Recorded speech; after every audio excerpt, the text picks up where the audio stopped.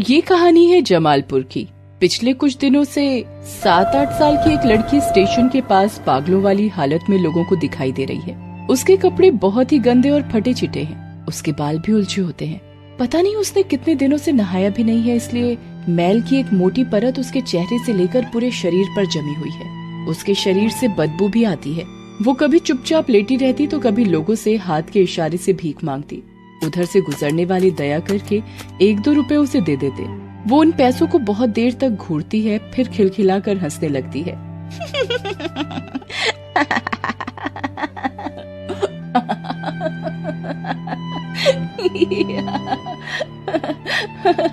वो कहाँ से कैसे आई, उसका नाम क्या है, ये किसी को नहीं मालूम। पूरा दिन वो आते जाते लोगों को घूरती रहती और उन्हें देखकर कुछ न कुछ बड़बड़ाती रहती। बहुत गर्म है, छूना मत, जल जाओगे। मैंने कहा ना छूना मत, जल जाओगे, चलो जाओ अब। आते जाते लोगों को कुछ समझ नहीं आता कि आखिर वो लड़की कहना क्या चाहती है। वो ऐसा क्यों कहती है कि छूना मत, जल जाओगे, क्योंकि उसके हाथ में तो ऐसी कोई चीज होती ही नहीं थी जिससे कोई जल जाता। पता नहीं ये लड़की क्या बड़बड़ाती रहती है। इसके हाथ में ऐसा क्या है जो कहती है कि छूना मत, जल जाओगे। अरे पागल है ये, पागल की बात का क्या, वो तो कुछ भी बोलते हैं। चल। वो बेचारी वैसे तो चुपचाप बैठी रहती, लेकिन कभी उसे भूख लगती तो वो पास के छोले चावल की दुकान पर चली जाती। छोले चावल वाला कभी उस पर दया करके उसे कुछ खाने को दे देता। एक दिन वो इसी आस में उसके पास गई। उस समय उसकी दुकान पर कुछ ग्राहक थे।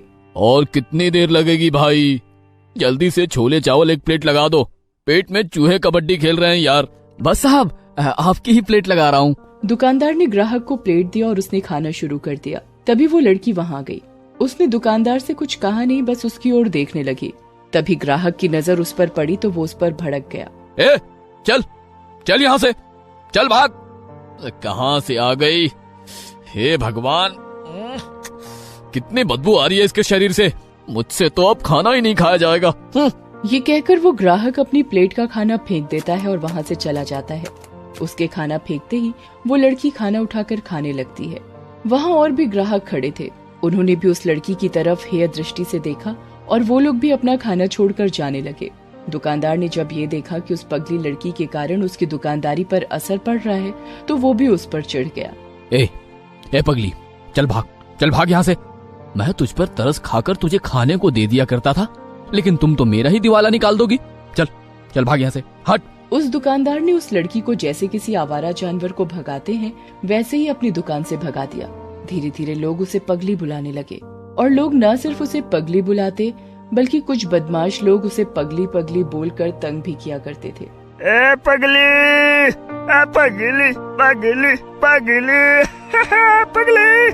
पहले तो वो बेचारी कुछ नहीं कहती थी, लेकिन इन दिनों जब कोई उसे चिढ़ाता तो वो हाथ में पत्थर उठा लेती और चिढ़ाने वाले को पत्थर उठाकर डराती। एक दिन इसी तरह कुछ लोग उसे पगली पगली कहकर चिढ़ा रहे थे।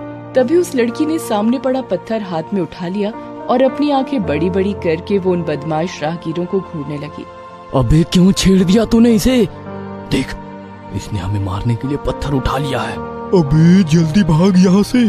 इस पगली का क्या भरोसा, कहीं हमें खींचकर पत्थर मार दिया तो मुफ्त का अस्पताल का चक्कर लग जाएगा।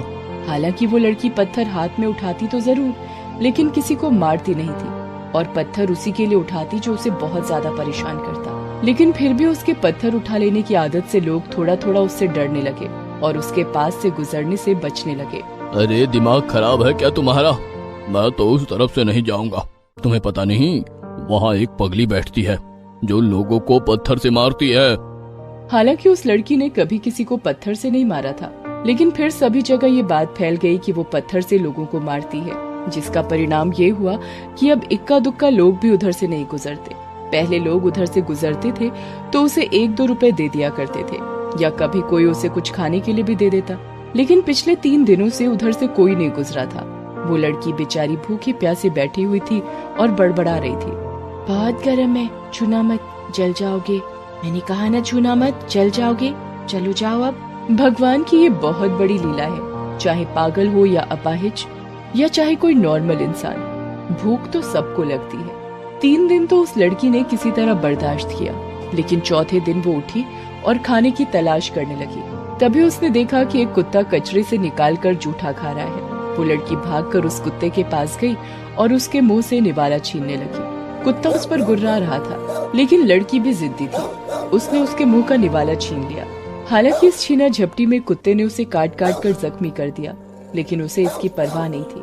वो तो उसके मुंह से छीना निवाला खाने में मस्त हो गई। जिसने भी उसका ये रूप देखा वो चौंक गया। बाप रे, ये पगली तो दिन प्रतिदिन खतरनाक होते जा रही है। हाँ भाई, आज इसने कुत्ते पर हमला किया, कल तो किसी राह चलते आदमी पर भी हमला कर सकती है। इस पगली को यहाँ से भगाने के लिए कुछ न कुछ तो करना ही होगा।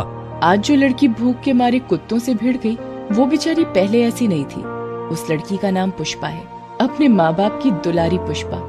उसकी माँ जमुना और पिता राधेश्याम किसान थे। पुष्पा उनकी इकलौती बेटी थी।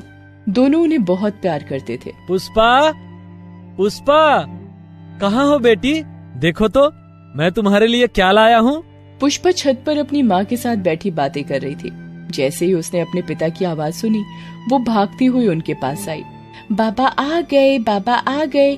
क्या लाए हो बाबा मेरे लिए? उसकी बात सुनकर राधेश्याम ने अपने हाथ में पकड़ी चीज उसे पकड़ा दी। पुष्पा ने जैसे ही उसे खोला, उसके चेहरे पर मुस्कान आ गई।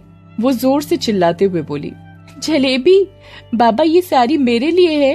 हाँ पुष्पा, है तो सारे तुम्हारे लिए, लेकिन तुम अगर चाहो तो थोड़ा सा अपनी अम्मा और थोड़ा सा मुझे दे सकती हो। जरूर बाबा, मुझे आप लोगों के बिना कुछ भी खाना अच्छा नहीं लगता। खेलो, मुंह खोलो अपना। लेकिन अपने बाबा और माँ के नाजों में पल रही पुष्पा को पता नहीं था कि आने वाले वक्त में उसके साथ कितना कुछ घटने वाला है। एक दिन राधेश्याम और उसकी पत्नी जमुना खेतों में काम कर रहे थे। बारिश का समय था, धान की फसल की बुआई का समय था। वे दोनों बारिश में भी काम पर लगे हुए थे। अचानक जोरों की बिजली कड़की और उन दोनों पर आ गिरी। पल में ही सब खत्म हो गया। दोनों के दोनों ने वहीं दम तोड़ दिया। पुष्पा उस समय स्कूल में थी। जब वो घर आई तो उसके माँ और बाबा सफेद कपड़ों में लिपटे हुए थे। माँ, बाबा, बाबा, अरे ऐसे भी कोई सोता है क्या? उठो ना, मुझे भूख लगी है बाबा। आज मेरे लिए जलेबी नहीं लाए हो क्या? कहीं आप दोनों ने अकेले अकेले तो जलेबी नहीं खा ली? मौत की क्रूरता से अनजान पुष्पा को पता नहीं था कि अब सब खत्म हो गया है। वो अनाथ हो गई है। पुष्पा के माता पिता की मौत के बाद कहने को तो समाज के सामने उसकी सगी चाची जो शहर में रहती थी, उसने उसके देखभाल की जिम्मेदारी ले ली। लेकिन वो बहुत ही क्रूर औरत थी। वो पुष्पा को बिल्कुल पसंद नहीं करती थी। वो उसे हमेशा मारती पीटती, जानवरों से भी अधिक बुरा व्यवहार उसके साथ करती। एक दिन जब पुष्पा सुबह सुबह सो रही थी तो उसकी चाची गुस्से में उसके पास गई और उस पर ठंडा पानी डाल दिया। वो बेचारी ठंड के मारे कांपने लगी। मुफ्तखोर, सारा दिन सोई रहेगी तो काम क्या तेरा मरा बाप आकर करेगा या तेरी मरी माँ, जिसने तेरे जैसी जंजाल को मेरे सिर पर थोप दिया? चाची, वो रात से बहुत बुखार है, सिर में भी दर्द है, इसीलिए आज देर तक सोई रह गई। अभी तो सिर्फ ठंडा पानी डाला है। अगर घर का काम शुरू नहीं किया तो फ्रिज का ठंडा पानी लाकर तुम्हारे सिर पर डाल दूंगी। पुष्पा बेचारी क्या करती? अपनी क्रूर चाची के डर से बुखार में भी काम करने लगी, लेकिन काम करते करते बेहोश हो गई। लेकिन इस बात का उसकी चाची पर कोई प्रभाव नहीं पड़ा। धीरे धीरे उसकी चाची का अत्याचार बढ़ता गया। वो पुष्पा को बिना किसी कारण क्रूर से क्रूर सजा दे दी। एक दिन तो उसकी चाची ने हद कर दिया। 2 दिन की भूखी प्यासी पुष्पा ने उनसे बिना पूछे एक बासी रोटी क्या खा ली, वो आग बबूला हो गई। इस चुड़ैल की इतनी हिम्मत, इसने मुझसे पूछे बिना रोटी खा ली, अभी इसे बताती हूँ। उसकी चाची ने गरम आयरन से उसका हाथ सटा दिया। बेचारी पुष्पा का पूरा हाथ जल गया। वो चिल्लाते हुए बेहोश हो गई और जब वो उठी तो वो एक ही बात रट रही थी, बहुत गर्म है, छूना मत, जल जाओगे। मैंने कहा ना छूना मत, जल जाओगे। चलो जाओ, अब जाओ। पुष्पा के दिमाग पर अपनी चाची के अत्याचारों का बहुत गहरा प्रभाव पड़ा। वो पागल हो गई। जब वो बेचारी अच्छी भली थी तब तो वो अपनी चाची पर बोझ थी, और अब तो उसका दिमाग खराब हो गया था। और ऐसी लड़की को उसकी चाची अपने घर में कैसे रखती? इस पगली को ठिकाने लगाना ही होगा, नहीं तो धीरे धीरे ये मुसीबत बढ़ती जाएगी। एक दिन उसकी चाची सुनसान रात में पुष्पा को जमालपुर स्टेशन पर छोड़ी। तब से बेचारी ऐसे ही भटकती है। लेकिन वो कहते हैं ना कि बुरा करने वाले के साथ भी बुरा होता है। एक दिन उसकी चाची को घर में काम करते हुए करंट लग गया और वो मर गई। बहरहाल कुत्तों से भिड़ंत के बाद अगली सुबह जमालपुर स्टेशन के बाहर एक एम्बुलेंस की आवाज से सबके दिन की शुरुआत हुई। हाँ भाई, सच कह रहा हूँ, वो पगली मर गई। अच्छा ही हुआ, सबको तंग कर रखा था उसने, लेकिन वो मरी कैसे? असल में 4 दिन की भूखी पुष्पा और कुत्ते के बुरी तरह से उसे जख्मी कर दिए जाने के कारण उसकी मौत हो गई। और मौत के पीछे पुष्पा एक सवाल छोड़ कर गई कि आखिर उसकी मौत का जिम्मेदार कौन।